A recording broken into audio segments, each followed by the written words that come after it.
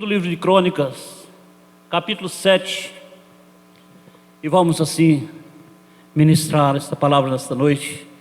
Eu sei que há muitas pessoas que já têm falado sobre essa referência durante esses dias, não é muito conhecida essa referência, e a igreja muitas vezes corre logo, vai em cima, não é? E nós queremos falar um pouco nesta noite. Segundo de Crônicas, capítulo 7, versículo 14.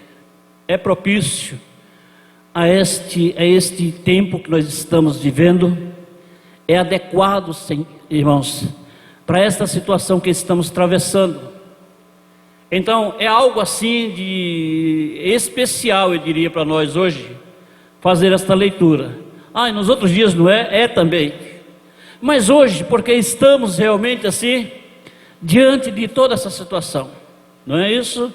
Dizendo que todos os males chegaram a um ponto final.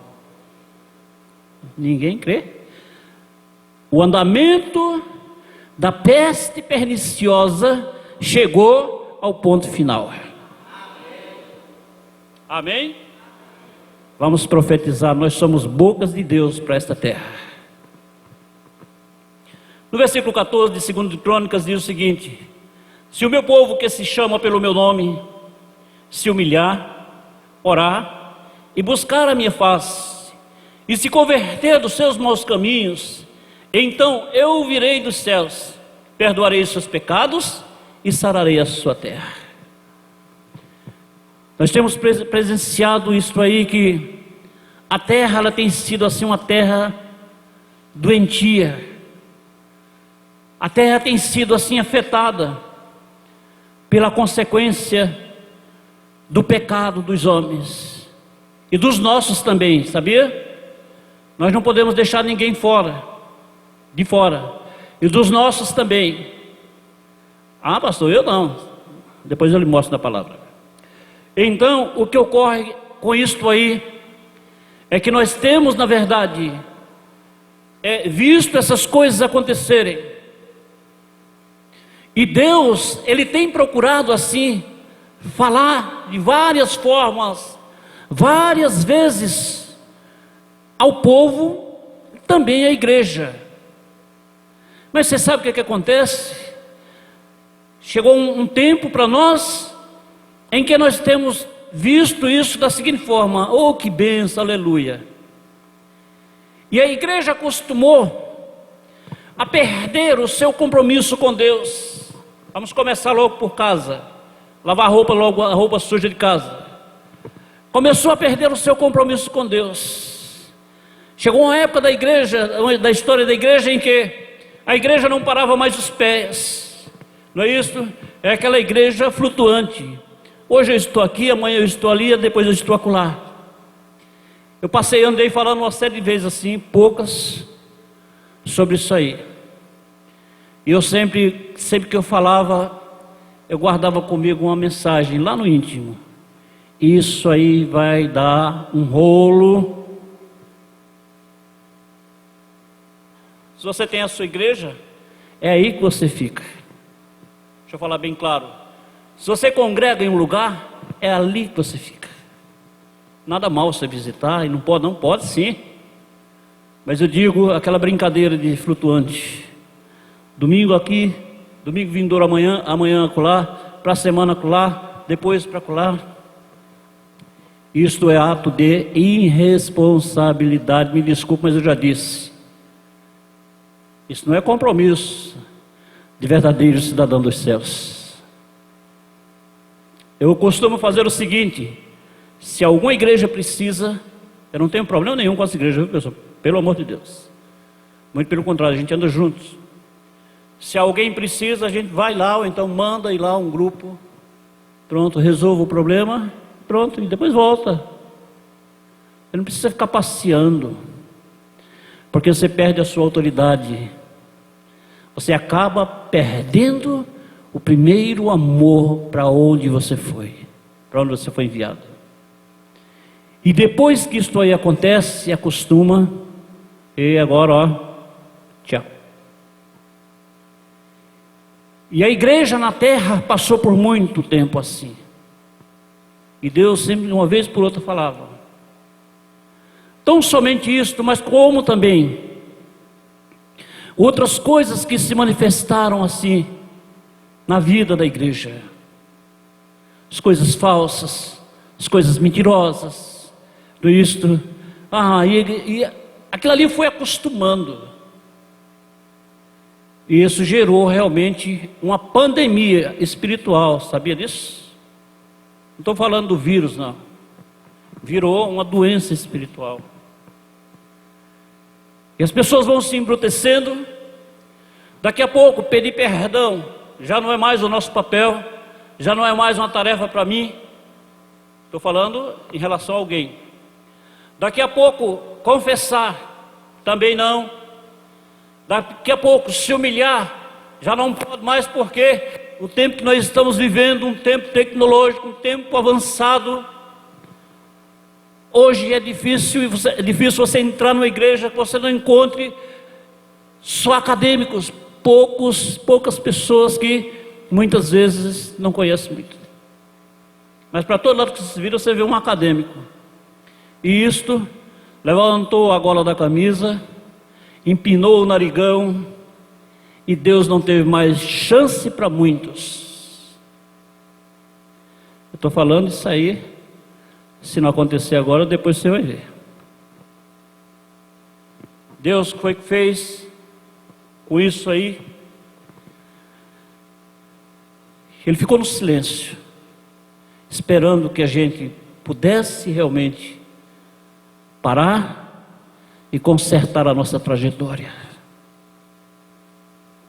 Vivendo de qualquer jeito, vivendo de qualquer forma, como se um culto ao Senhor fosse qualquer reunião aí fora. Onde eu discordo, porque se é um culto a Deus, tem que ser para Ele, não é para os homens. Você já pensou que hoje você chega em uma festa de aniversário? Eu lembro muito bem quando começamos essa igreja. As pessoas tinham prazer de dizer: pastor, eu estou aniversariando e nós vamos ter um culto de ação de graças, com louvor, com oração, com palavra, comunhão, bolo. E assim funcionava. Bolo? Agora eu volto. Era assim. Mas hoje é o seguinte: se faz assim uma festa de aniversário, depois que o pessoal já comeram, fizeram tudo. Pastor, vem cá, faz aqui uma leiturinha. Ele vai lá e lê. Enquanto isso, o povo está conversando para lá. Ninguém dá atenção, como se as coisas de Deus fossem uma miséria para a vida desse povo. Você está me entendendo? Não conversa não, viu, Jefinho, por favor. Agora eu vou chamar pelo nome. Como se Deus fosse um objeto, um entulho que tivesse, um intruso que tivesse no nosso meio. Está lá, estão conversando lá, mas vamos ficar aqui, curtindo aqui, conversando, fazendo alguma coisa. Pessoal, vamos botar a cabeça para funcionar. Depois leu aquilo ali que malmente saiu da boca do pregador. Aí pronto, vamos curtir. E às vezes são feitos até na hora dos cultos. Aí eu lhe pergunto: aonde está o valor do verdadeiro Deus? Aonde está aquele valor que a gente diz para Ele, a Ele seja a honra, a glória, o louvor e a exaltação? Onde é que está isso aí? Então nós precisamos entender que nós somos culpados também. Eu não posso conversar muito, porque isso aqui leva uma semana conversando. Tenho certeza. E por aí nós começamos a perceber também que o mundo aí fora começa a perceber que não existe barreira para eles, e eles começam a fazer o que querem. A ideologia de gênero, e outras coisas mais que eu não vou conversar muito não, para não me complicar, porque isso vai ser publicado.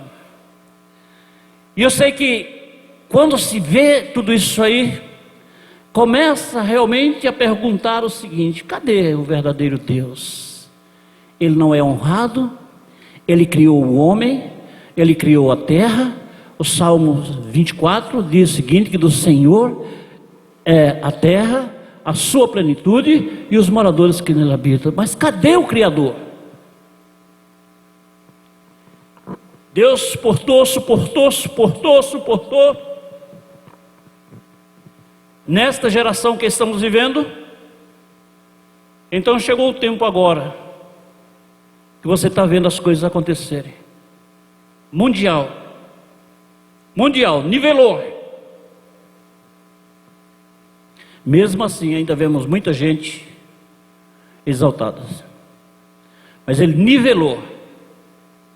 Deus está querendo falar. Pastor, Deus não podia, se esta obra é do diabo, Deus não podia assim bloquear ela? Podia não, ele pode, ele tem domínio sobre tudo. Amém? Tem.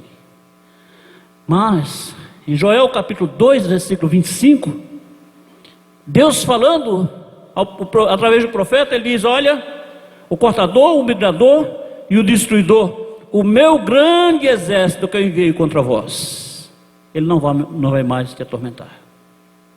Quer dizer, esses demônios, principados, eles sabem que na realidade o Senhor é autoridade sobre eles. Nós sabemos que Deus tem autoridade sobre o homem,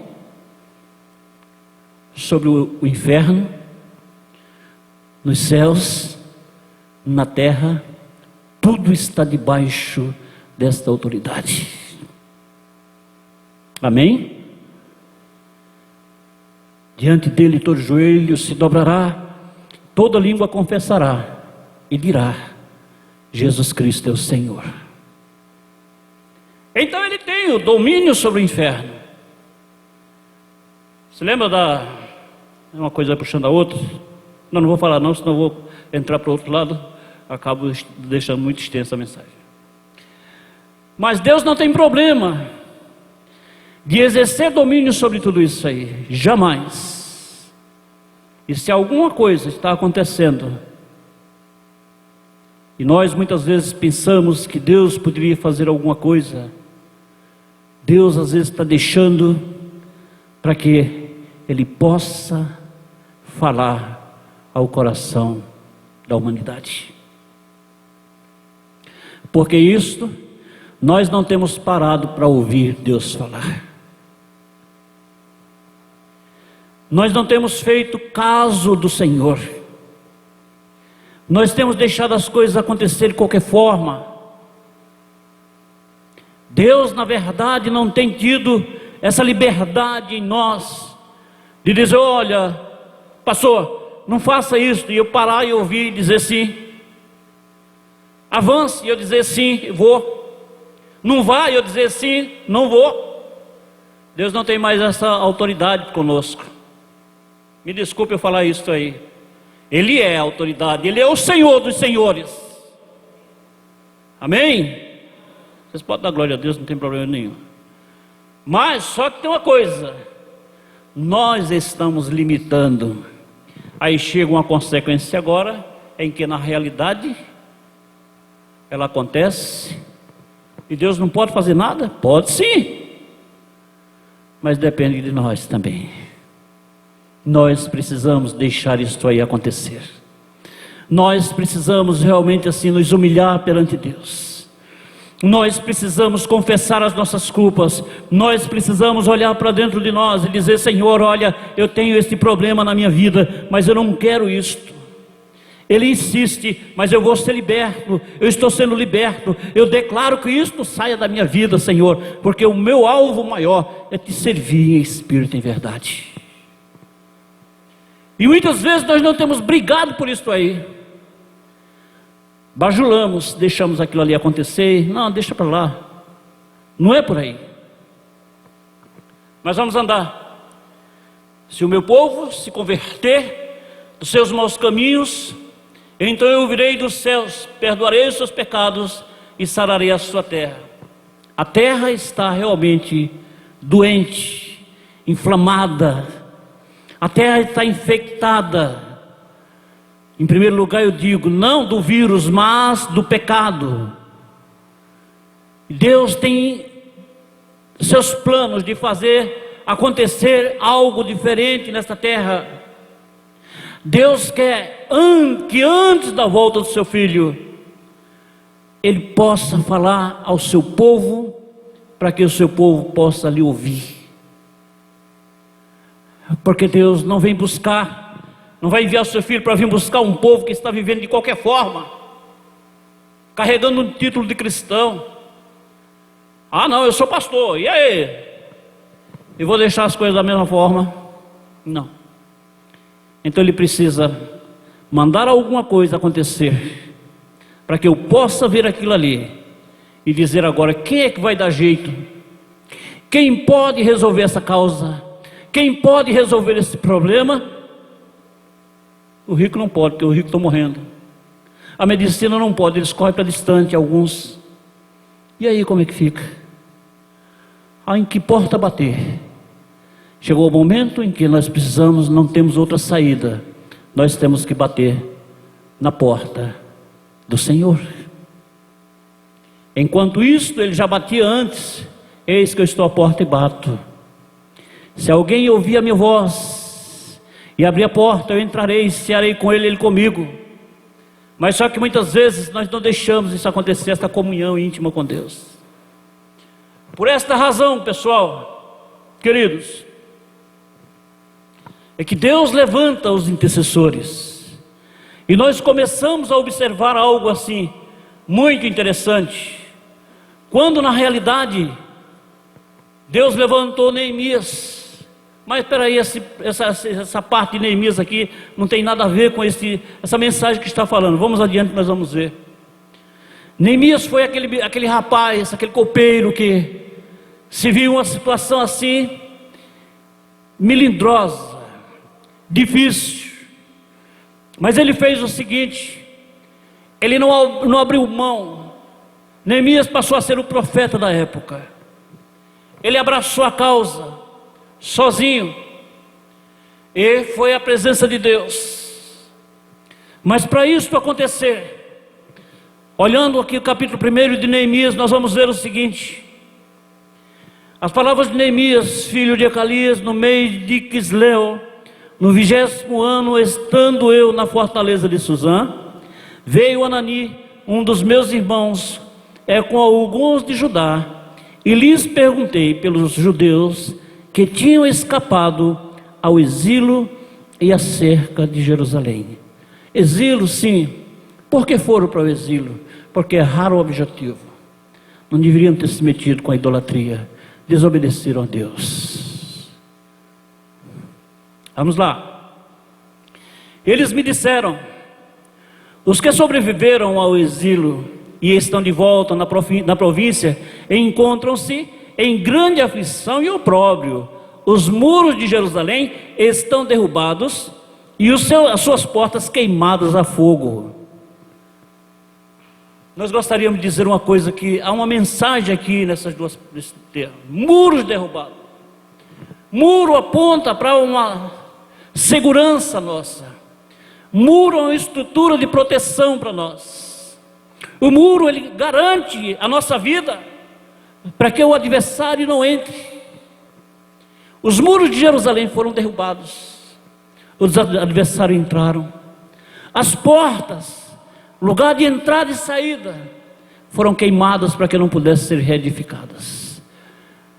E aí nós começamos a observar uma coisa assim interessante, é que perante tudo isso aí, nós começamos a ver a situação que eles se encontravam ali.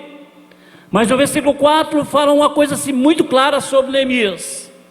E a Bíblia nos diz: e eles disseram, os que sobreviveram ao exílio e estão de volta na província, encontram-se em grande aflição e opróbrio. Os muros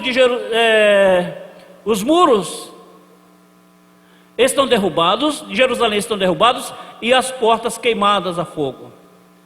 Quando eu ouvi essas palavras, assentei-me e chorei, lamentei por alguns dias, e estive jejuando e orando perante o Deus dos céus. Então eu disse: ah, Senhor Deus dos céus, Deus grande e temível, que guardas a aliança e a benignidade para com aqueles que te amam e obedecem aos teus mandamentos. Vejam só a oração de Neemias. Aí você pergunta: esse grupo era composto de quantas pessoas? Neemias só, era um homem só, um jovem copeiro. E ele diz o seguinte: 6, estejam atentos os teus ouvidos e os teus olhos abertos para ouvires a oração de teu servo que hoje faço perante ti, de dia e de noite. Pelos filhos de Israel teu servo faço confissão, pelos pecados dos filhos de Israel que temos cometido contra ti, também eu e a casa de meu pai pecamos. Aqui eu vejo algo assim muito importante. Neemias, ele se encontra na condição de intercessor, e ele lamenta, ele desce, ele lamenta, ele chora por alguns dias, ele jejua, ele desce e vai ao pó mesmo. Mas só que acontece o seguinte: não fica só por aí.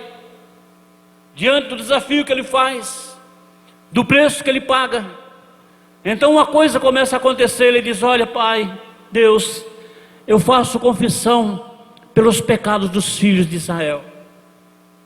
Mas por quê? Agora chegou o nosso ponto, um ponto alto para nós, um lado assim muito favorável para nós. Porque os filhos, aqueles que na realidade não estavam muito dentro da aliança, aqueles que não estavam dentro de um certo conhecimento, também não estavam atentos para estar perguntando a Deus ou confessando diante de Deus, porque eles estavam cegos, e a cegueira leva o homem a isto aí, pois eles estavam contaminados, e por estarem contaminados eles não conseguiam ver o erro que eles tinham diante dos seus olhos. Isso é um problema. E o que vai fazer? Se largar esta pessoa assim, ela morre. Mas Neemias usou o lado perfeito da vida. Ele disse: Pai, perdoa esse pessoal, perdoa eles, eu faço confissão pelos pecados deles, eu peço que eles sejam perdoados, eu peço que eles sejam libertos, peço que eles sejam restaurados, Senhor. Foi essa a atitude de Neemias. Neemias podia ter dito o seguinte: olha, Senhor, eu sou um homem que não me contaminei com essas coisas, então agora que o Senhor cuide deles, que eles se virem, eles podem muito bem orar. Não, mas ele não fez isto. A atitude de Neemias foi colocar-se diante de Deus e orar, apresentar as causas daquele povo diante de Deus. Esta é a atitude de um intercessor. Esta é a atitude nossa como igreja. Nós precisamos fazer isto aí. Muitas vezes estamos muito no nosso bel prazer. Muitas vezes estamos dizendo: não, está tudo bem comigo e tal. Mas nós não lembramos que existe alguém aqui, ali e acolá que precisa da sua oração. Você está negligenciando isso aí. Por esta razão, Deus muitas vezes começa a ficar assim um pouco cansado com essas atitudes. Por que então? Porque é uma tarefa nossa. Somos nós que precisamos fazer. Hoje é mais fácil a gente acusar do que a gente se compadecer.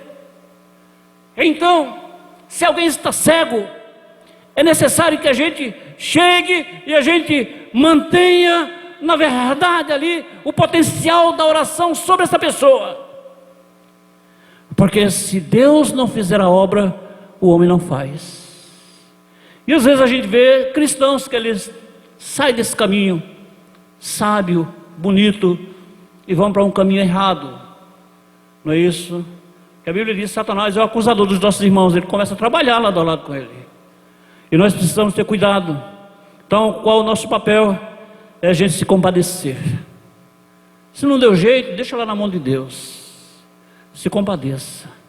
Mas eu já orei tanto, já fiz tanto, mas não teve jeito, deixa lá. Deixa lá.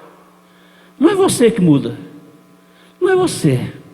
Se Deus não fizer a obra, em vão trabalham os trabalhadores, aqueles que fazem. Deixa lá. Agora o meu papel é orar, ensinar, acompanhar, instruir, até enquanto a pessoa queira. Foi isso que Deus passou para nós. É isso que Deus está querendo dizer a nós nesta noite, que nós precisamos realmente nos humilhar, buscar a face dele e nos arrepender dos nossos maus caminhos. Não, pastor, mas eu estou bem, eu não estou no pecado não. Então você não conhece a palavra de Deus. 1 João capítulo 1 versículo 8 diz: aquele que diz que não tem pecado é mentiroso, e a verdade não está nele. Então, de uma forma ou de outra, em alguma área da vida, nós vamos estar errando. Se o pecado não tem cheiro, não tem cor, nem qualidade, então nós sabemos que só tem a sua tonalidade, um é mais perigoso do que o outro, mas ambos se constituem como pecado. É um território que ali a avaliação é uma só. E eu diria a você uma coisa assim interessante nesta noite, que Deus na realidade levantou alguém que pudesse nos dar este grande exemplo. Ele disse: olha, Senhor, não somente eles, mas também eu e a casa de meu pai, nós pecamos. Ele poderia ter dito: olha, eu sou intercessor, vou orar, já jejuei, estou chorando, estou lamentando, clamando. Nada mal. Perdoa os pecados dos filhos de Israel. Amém. Amém? Mas acontece o seguinte: se você terminar esse versículo 6, no versículo 7 você vai ver o seguinte. No fim do versículo 6 ele está dizendo: também eu e a casa de meu pai pecamos. E aí? Pessoal, queridos, nós somos homens, humanos, sujeitos. Nós precisamos de misericórdia. Amém? Amém? Precisamos de misericórdia. Isto é algo que Deus tem nos dado desde a pessoa de Cristo Jesus, para que nós possamos nos entrelaçar nesta comunhão com misericórdia, buscando a Deus uns pelos outros. Isso é uma tarefa indispensável, imprescindível. Nós precisamos fazer isso acontecer. Não basta eu dizer que sou salvo, que tenho um tempo no Evangelho. Isso pode ser uma loucura também, se não cumprir aquilo que Deus está mandando. Então nós precisamos mudar a nossa linguagem. Nós precisamos mudar a fachada do nosso caráter no Evangelho, entendeu? E fazer algo que precisa ser feito. Existe aquele ou aquela que muitas vezes ora muito e depois que olha, fica todo empinadão. Eu conheci uma certa senhora uma vez, que ela, uma mulher de oração, usada por Deus, mas eu não gostava de estar perto dela não. Só por causa das presepadas que ela fazia. Entendeu? Era uma coisa séria. Entendeu? Ela se achava assim melhor que todo mundo. Mais tarde,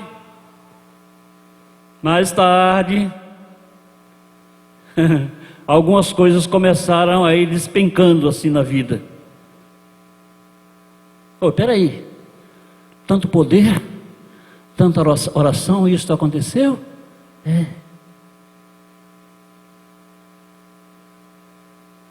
Aquele que pensa que está de pé, a palavra nos diz: tu que estás de pé, tu que pensas que está de pé, cuidado para não cair. Tu que pensas? É 2 Coríntios 10, 12 parece, ou é 12, 10. Eu perdi essa localização dessa referência. Tu que pensa que está de pé. Vai mudar em algumas traduções aí, né? Mas na Almeida está assim: cuidado, vigia, olha por ti, para que tu não caias. Primeira vez que eu descobri isso aí eu dei um pulo, igual. Nunca mais eu vou levantar o narigão, não. Quando você me vê gritando é porque eu estou ficando meio maluco. Ou então a unção está grande, eu quero me refazer, quero me soltar. Mas, sobre uma pessoa, para tirar resultado sobre essa pessoa, de jeito nenhum. Então foi um grande exemplo. E eu diria também que hoje a humanidade também tem os muros que protegem a sua alma, que protegem o seu coração também. Essas muralhas estão derrubadas. E as portas dessa humanidade, ela está queimada ao fogo. Aonde eles não têm limite, que porta ela põe limite. A chave é a autoridade, mas a porta põe limite. Entrar e sair, já não existe mais limite. As pessoas hoje brincam com Deus na maior. Nem estão aí. Você não se toca nisso, não, que nada. Entendeu? Então são essas coisas que a gente vai vendo. Isso mostra que as influências inimigas não tem muro, nem tem porta. Estão adentrando a hora que quer e sai a hora que quer, porque sabe que pode voltar de novo para fazer a obra que Satanás tem processada para uma conclusão. Mas ainda eu digo a você, Deus está levantando uma geração, e Ele vai levantar esta nação para aprender a interceder. Amém? Vai sim. Eu não vou dizer todos, porque existe, nós estamos no meio de... Mas Deus vai levantar um povo que vai ter compaixão, que vai se doer, que vai chorar, que vai lamentar: oh Deus, não deixe isso acontecer com essa pessoa, Pai. Ele é a tua criação, foi o Senhor que fez ele, Senhor. Ele não está vendo nada disso porque o diabo cegou. Tira, Senhor, essa pessoa desse lado. Deus vai levantar uma geração desta forma. Não uma geração orgulhosa, arrogante, uma geração que sobe num pedestal, não é? Uma geração que cada um quer fazer o melhor. Não. Mas é aquela geração que desce até o pó, se humilha diante de Deus e busca a resposta em Deus, para ver o benefício do seu semelhante. Amém? Deus está levantando, mas para isso nós estamos vendo que estamos num tempo em que na realidade Deus está falando, está deixando acontecer para falar ao nosso coração. Oh pessoal, a semana passada eu sentado comecei a pensar, quando se chamam alguém para dizer vamos à igreja, não posso. É uma mãe: você vai para a igreja? Não, que eu vou buscar o menino no colégio. Direito. Não posso não, porque eu vou trabalhar. Eu não posso porque eu estou saindo de trabalho. Eu não posso porque eu vou acordar cedo amanhã. Eu vou para a igreja, mas tenho que pregar somente 20 minutos. Vou ficar olhando para o relógio. Se der 20 minutos, você não terminar, eu vou embora. É o povo que manda em Deus. A gente ouve um montão de coisas aí fora, mas a gente não tem condição de passar uma hora na presença de Deus. Jesus disse aos discípulos: nem uma hora vocês puderam interceder comigo, nem uma hora. Toda vez que ele ia lá e voltava pela terceira vez, encontrava eles dormindo. Ele disse: não, pode cochilar agora, a minha alma se angustia até a morte, mas eu não tenho quem me ajude. Isso acontece muito na oração. Às vezes a gente levanta um grupo de oração, daqui a pouco eles ficam olhando para o relógio: quando é que termina essa oração? Ô meu irmão, A oração não é para terminar, não. A oração é para continuar, porque ela é a respiração da sua alma. Que preguiça é essa? O tempo dá para tudo, só não dá para orar. Não posso.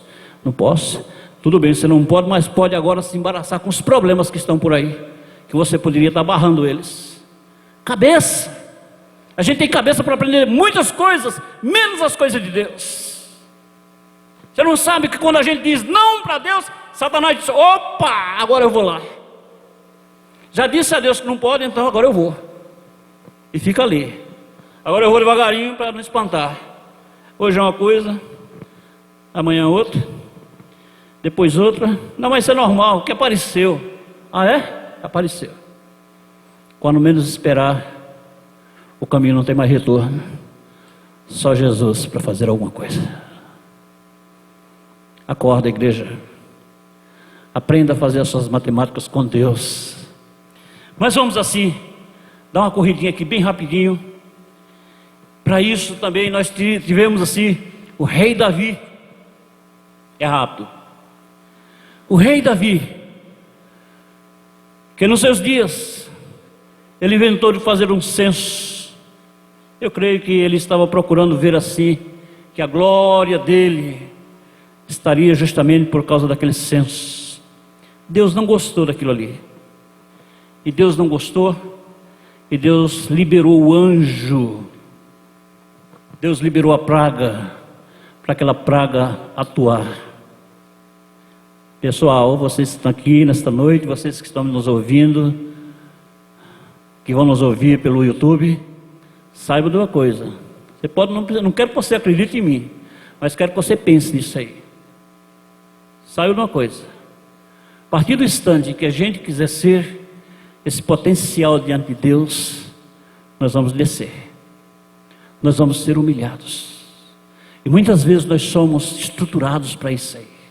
Eu não quero isso comigo, mas somos muitas vezes dessa forma. Chegou a hora da gente se humilhar. 2 Crônicas 7,14. Se o meu povo se chama pelo meu nome, se humilhar, vá para a oração. Esse pode ser um mau caminho que a gente adquire. Davi, ele estava aqui dessa forma, grande rei. Mas o que aconteceu? 70 mil homens morreram naquele tempo. E aí, por que isso? O problema estava aonde? No coração do rei. O problema estava com quem? Com o homem. Escolheu ser dessa forma. Escolheu fazer assim, achando que ele ia fazer como Lúcifer, né? Competir diante de Deus, se achar muito grande e passar a mão na terça parte das estrelas. Mas Deus olhou e disse, eu creio que, a Bíblia não fala, mas eu creio que Deus deve ter dito o seguinte: olha, anjo, vai lá e usa da espada com aquele povo e mata tudinho. Mata uma quantia, até eu ouvir Davi se curvar diante de mim. Ele tinha o profeta Gade, que está lá em 2 Samuel, capítulo 24. Eu não vou ler porque é muito conhecida essa referência, já preguei parece 3 vezes aqui. Então Gade era o profeta, e Gade disse: olha, o Senhor está mandando, eu vou. Mas acontece o seguinte, é como se eu tivesse, eu não concordo com isso. E Deus fez acontecer. Depois ele disse a Gade: olha, volta lá e diz a ele que faça o seguinte, que ele levante um altar na eira de Araúna. E assim, ainda bem que ele obedeceu. Ele confessa que ele errou. Ele confessa que ele errou o objetivo em ter feito aquelas coisas. E ele vai até se dirige em direção a Araúna, e ele vai para comprar a eira de Araúna. Araúna está olhando assim a certa distância, lá vem Davi com seu povo. Ele se aproximou dele e disse: para onde o senhor, meu rei, vai dessa forma? Aí ele disse, estou falando com as minhas palavras. Ele disse, eu venho até aqui para comprar a eira de Araúna, a sua eira, para levantar um altar ao Senhor. Araúna chegou como se tivesse pego tudo assim, disse, olha, você não precisa pagar nada, está tudo aqui, é seu, tome, o pacote aqui está completo, ó, é seu, não paga nada. Davi recebeu aquela visão de Deus naquela hora e disse, não, eu não quero, eu não vou oferecer ao meu Deus nada que não tenha me custado alguma coisa. Eu quero comprar por um preço justo, porque eu preciso erguer um altar de sacrifício e adoração ao Senhor neste lugar. Se é assim, aí comprou por 50 ciclos de prata. E aí o que acontece? Se você começar a observar, lá no versículo 24, porém o rei respondeu a Araúna, não, antes quero comprá-la, pelo preço devido, não oferecerei ao Senhor meu Deus holocausto que não me custe nada. Assim Davi comprou a eira e os bois por 50 ciclos de prata, e edificou Davi ali um altar ao Senhor, e ofereceu holocaustos e ofertas pacíficas. Assim o Senhor teve piedade da terra, e aquela praga cessou. E eu disse, e aquela praga cessou de sobre Israel. Dá um aplauso ao Senhor.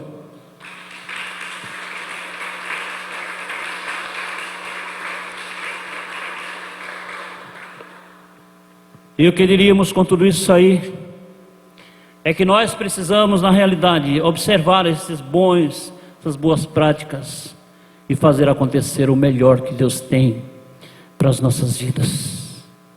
Davi tomou uma posição muito interessante. A primeira foi confessar. Ele reconheceu o seu erro.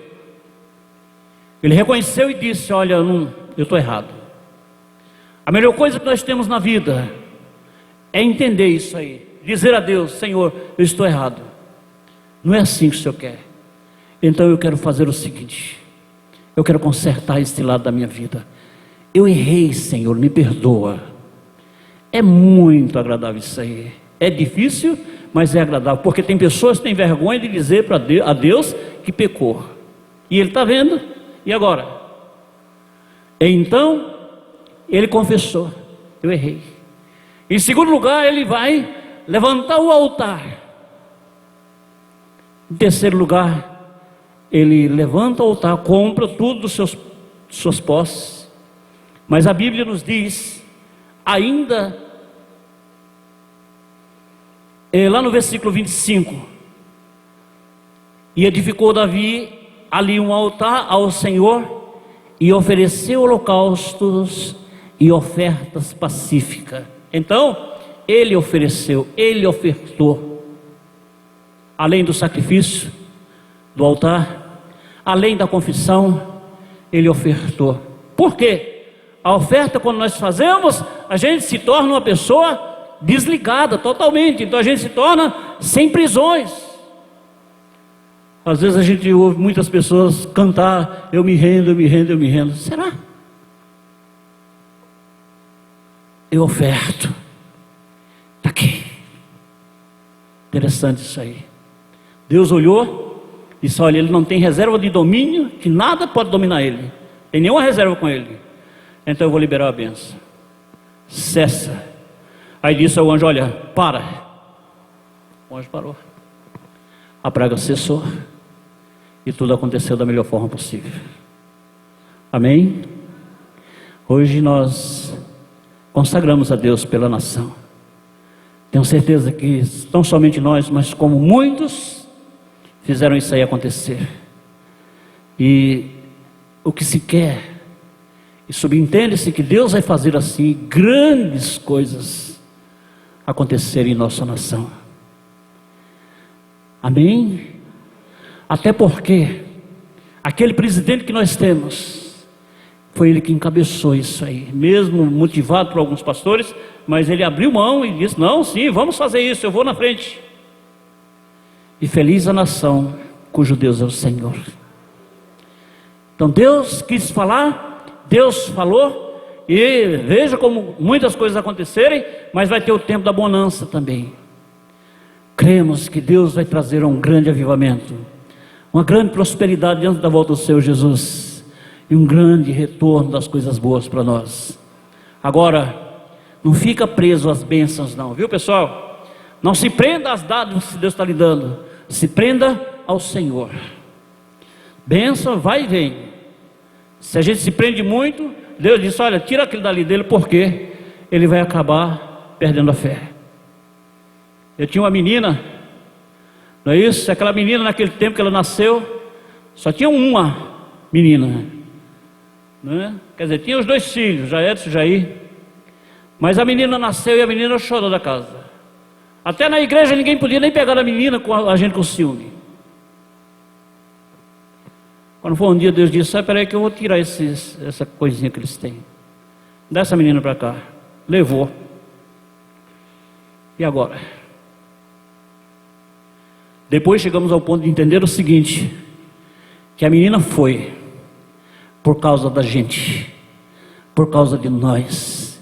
A idolatramos e a consideramos como se fosse uma coisa muito importante, ou quem sabe até acima de Deus. Era intocável.